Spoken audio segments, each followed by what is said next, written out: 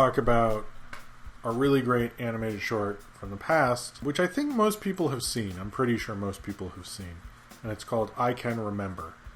This was animated and directed by Jim Simon, who made this with his Watu Productions. I Can Remember is probably one of the most famous animated segments in Sesame Street history. I think it's the only one that got a salute during the 50th anniversary with Solange. Basically what this short is, it's a little girl whose mother tells her that she needs a loaf of bread, a container of milk, and a stick of butter. She walks to that store, remembers it the whole way, then goes and remembers it and brings it home and so forth. I grew up with this short. I always really liked it. I really liked the music with like this cool 70s flute and everything. And I like the sketchier style of it.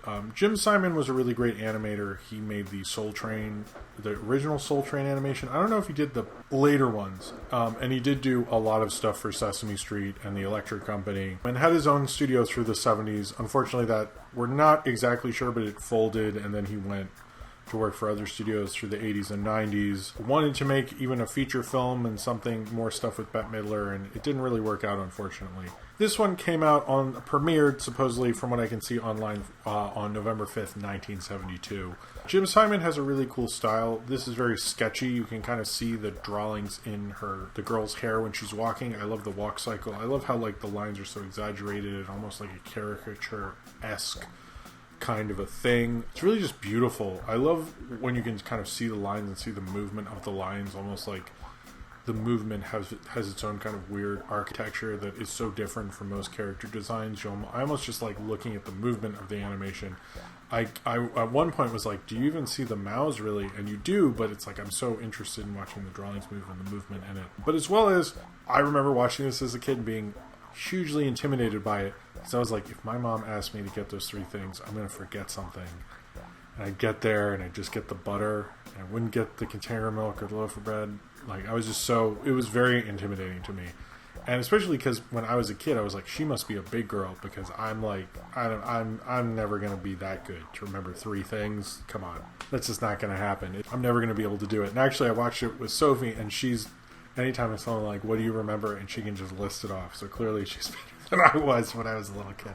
I've just always loved this short, and I think Jim Simon's kind of an unsung great animator that we don't really talk about, and there's not enough information about him. I know he had tough times. He's a portrait artist now. He was homeless for a little bit. I wish his production company had become a lot more than it unfortunately was. He didn't get to make a feature film. He didn't get to do more than that. But he did go to the same school I did, School of Visual Arts, actually. When I watched this short, I watched it a lot this week, actually, I remembered how much I just love it. And I think it's, like, perfect it's good for memory.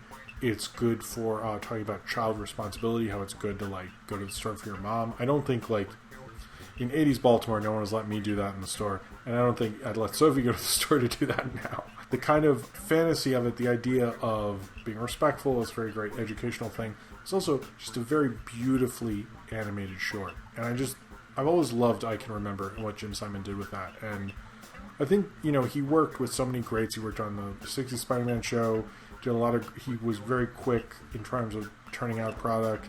There seems to be enough opportunities for him to go forward with it, but just making this a really great animated short that continues to live on. I know they remade it, but I didn't really like the remake. But this is just a beautiful animated short. The voice of the little girl was actually his niece, who they reconnected through a YouTube comment, actually, years later. I'm not sure if it's the YouTube comment on the Sesame Street official video. Those comments are turned off, or if it was somewhere else. But I couldn't find the comment of the woman saying that I was the little girl in that. But I think I like what Sesame Street does ultimately, and what Henson did is take a real artistry to children's entertainment. And, this was season 4 of Sesame Street when this premiered. Make something cooler and animated, but also make it educational. And as someone who watches a lot of educational and kids stuff now, there's so few of it that do it as perfectly as I can remember. And I think it lives on, as well as, like, it's so universal. Like, no one talks about how, it's an African-American protagonist, and it's, two black women, the mother and the daughter. She goes to the store, gets the stuff, comes back, and Jim Simon's a black animator, and shows you kind of like a different vision from a different perspective. And it's a perspective obviously we need more of, but I think what he was really great with this short showing that perspective, showing like a different type of character design, a different kind of perspective, but also doing it in a totally universal way, in that anytime I mention the short to people, everyone knows exactly what I'm talking about and can recite every word from it. And when we talk about impact in terms of art, the fact that people can quote pretty much the 3 big lines from your animated short is pretty amazing.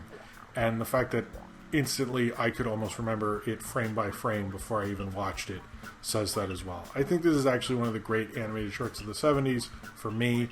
It's one of the greatest animated shorts I watched on Sesame Street, as I could have remembered it. If someone listed those things, I could have told you. I could even say like how she says butter.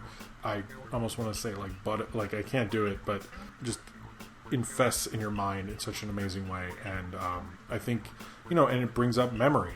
It brings up memory. And the hilarious thing is, it's called I Can Remember, and it's probably one of the most memorable animated shorts I've ever seen on Sesame Street, and just a beautiful thing. And Jim Simons now, after watching this, and he did do a sequel about her getting ready to go out in the snow, which I'd like to review later when it's like snowing and stuff, but he's a great unsung animator. There's a lot of great unsung animators working in that era of Sesame Street, but he's one that I think should get a lot more respect.